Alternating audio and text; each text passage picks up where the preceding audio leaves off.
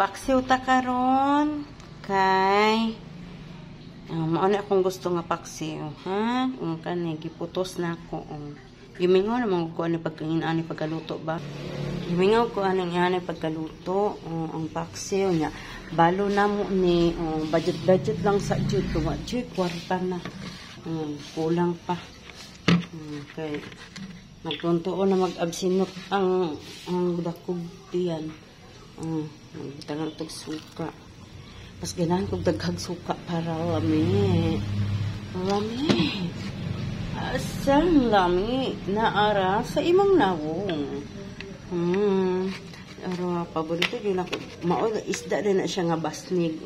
Napay kung 1 kilo ganina basnig. Mao na siya. Ang basnig nga lami. Mao na siya.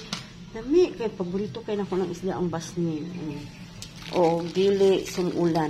Matangan na itong asin. Asin. Gamay lang asin kay. Di kay ko hilig anang asin. Magic nga way sarap.